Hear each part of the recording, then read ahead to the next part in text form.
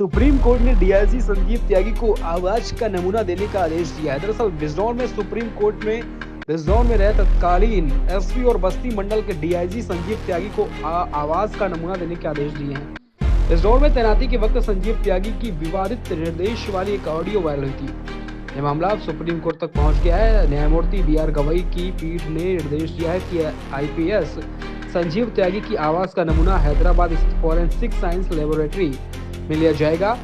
परीक्षण प्रयोगशाला के निदेशक के निगरानी में किया जाएगा, जिसकी रिपोर्ट 31 जनवरी 2026 तक सुप्रीम कोर्ट में दाखिल की जाएगी। बताते चले कि इस में अदालत ने इस मामले में देहरादून निवासी इस्लामुद्दीन अंसारी के खिलाफ चल रही पुलिस की कार्रवाई को निरस्त कर दिया है।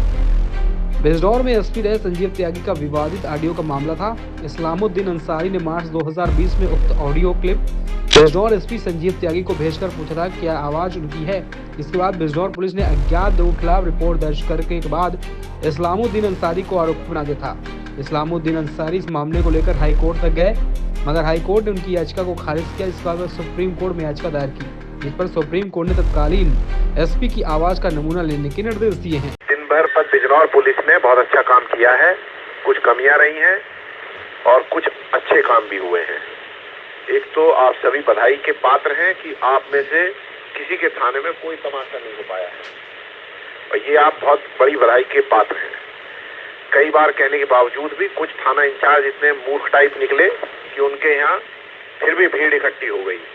फिर वो दिखा रहे हैं कि जब हम अरेस्टिंग करेंगे, अब हम इनको वहां भेजेंगे, अब इनको वहां रखेंगे। पहले ही बताया गया था ये तरह का तमाशा नहीं होना चाहिए। किसी के यहाँ भी कोई भी मजाक नहीं झेला जाएगा, किसी का भी। बहुत ही ज्यादा सख्ती के साथ डील करिए। एक बात पहले ही समझा दी गई थी, कोई गलत काम नहीं हुआ है। पार्लियामेंट द्वारा एक एक्ट पास करी गई है, उससे बिजनौर का किसी व्यक्ति का कोई अहित नहीं हो रहा है। कहीं किसी के पास कोई कारण नहीं है कि अपने किसी अफवाह के आधार पे अराजकता का माहौल पैदा करे। और अगर ऐसा कोई कर रहा है तो बिल्कुल गैर कानूनी काम कर रहा है, और गैर कानूनी काम कोई भी कर रहा है, कितने भी लोग कर रहे हैं, सब अगेंस्ट लॉ खड़े हैं और उनके सबके खिलाफ सख्त से सख्त कार्रवाई होनी चाहिए। बड़े स्पष्ट निर्देश सीएम महोदय की मीटिंग में शासन से प्राप्त हुए हैं। बड़ा स्पष्ट कहना है कि अगर लोगों ने आपके ऊपर पत्थर चलाए हैं, डंडे चलाए हैं, लोग आपके मारपीट कर रहे हैं, तो क्या जनपद की पुलिस, उत्तर प्रदेश की पुलिस इतनी कायर है कि किसी को मार नहीं पा रही है? हाथ पैर क्यों नहीं तोड़े गए ऐसे अपराधियों के जो साले मार रहे हैं, पुलिस को मार रहे हैं, पुलिस पे पत्थर डाल रहे हैं? ऐसा क्यों हो रहा है कि उपद्रवी तमाशा कर रहे हैं और पुलिस जो है अपने हाथ जोड़ रही है और उनसे पैर पकड़ रही है कि ठीक है भैया, ये मत करना, वो मत करना। बड़ा स्पष्ट निर्देश है, चाहे आपकी वीडियोग्राफी हो रही हो, चाहे फोटोग्राफी हो रही हो, चाहे कुछ भी आ रहा सही, ओवर एक्शन पूरा आपका जो है सपोर्ट किया जाए।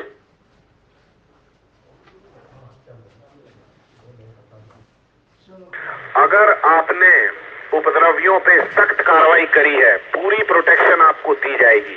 कितनी भी कार्रवाई करिए, सबक सिखाइए, आदमी को ठीक करिए। उसकी बुद्धि ठीक हो जानी चाहिए, उसे देखने वालों की बुद्धि ठीक होनी चाहिए, उसको सुनने वाले की बुद्धि ठीक होनी चाहिए। सबको स्पष्ट पता होना चाहिए कि कोई भी कानून को हाथ में नहीं ले सकता, कोई भी पुलिस से लड़ाई नहीं कर सकता, कोई भी साला पब्लिक प्रॉपर्टी को डैमेज नहीं कर सकता है। अगर किसी के भी दिमाग में इस तरह का फितूर है तो उसको क्लियर करिए, सख्त से सख्त कार्रवाई करिए, NSA की कार्रवाई करिए, चौराहे पे लाठी डंडा पीटिए, हाथ पैर तोड़ दीजिए सालों के जो बदमाशी कर रहे हैं सड़कों पे। किसी की हिम्मत नहीं होनी चाहिए आपसे लड़ रहे हैं। अगर किसी थाने में एक पत्थर पुलिस पे चलाया गया और पुलिस वालों ने उसके हाथ पैर नहीं तोड़े तो सीधा सीधा थाना इंचार्ज और CO साहब सस्पेंड हो जाएंगे सीधे। मैं बता रहा हूं इस बात पे। ध्यान रखिए, कोई पत्थर मार रहा है, कोई बदमाशी कर रहा है, साले को बिल्कुल मत बख्शिए, बिल्कुल सख्त से सख्त कार्रवाई करिए। कोई भी पब्लिक प्रॉपर्टी डैमेज नहीं होनी चाहिए। आपका थाना, आपकी चौकी, आपका कोई पुलिसकर्मी, कोई भी सरकारी बस, कोई अस्पताल, कोई आपका वेपन, एमुनिशन कोई ना छीन पाए, कोई भी railway station, power station, roadways की बस, फायर स्टेशन, एम्बुलेंस, कहीं भी कोई भी पब्लिक प्रॉपर्टी डैमेज नहीं होनी चाहिए। आप देख लीजिए, कोई एक छोटी सी चीज डैमेज करता है तो उसको उसका बहुत सख्त अंजाम मिलना चाहिए, उसको समझ में आना चाहिए इसका मतलब क्या है। कोई भी आपका RT सेट कहीं खोना नहीं चाहिए। कोई भी व्यक्ति अपने पर्सनल वाहन लेके ड्यूटी पे नहीं जाएगा, सरकारी वाहन लेके जाएंगे। सबसे बड़ी बात है, कोई भी व्यक्ति अपनी वर्दी के अलावा फालतू की इधर उधर की कोई रंग बिरंगी जैकेट ना पहने। बड़े सख्त निर्देश दिए गए हैं। प्रॉपर यूनिफॉर्म और प्रॉपर जैकेट जो यूनिफॉर्म के साथ अलाउड है, उसी कलर की जो वर्दी से मिलती हुई है, उसको पहन के निकले। ये तो रंग बिरंगी जैकेट पहन के ना जाएं। उसके अलावा जहां भी लाठी चार्ज होता है उसमें आप दंगा नियंत्रण उपकरण पूरे लिए हुए लैस होने चाहिए। केन, शील्ड और उसके अलावा हेलमेट, बॉडी प्रोटेक्टर, सब कुछ आपके पास होना चाहिए।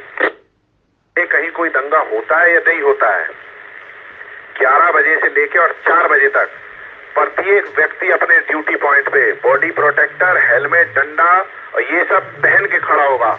अगर किसी एक व्यक्ति का फोटो इस सब के बगैर आया, चाहे वो थाना इंचार्ज है, चाहे चौकी इंचार्ज है, चाहे कोई भी है, कोई भी अफसर है, कोई भी आदमी है, अगर बॉडी प्रोटेक्टर, लाठी डंडा के बगैर वो अपनी पूरी तैयारी के साथ 11 से 4 बजे ड्यूटी पे नहीं है तो उसके खिलाफ कार्रवाई की जाएगी। दूसरी बात है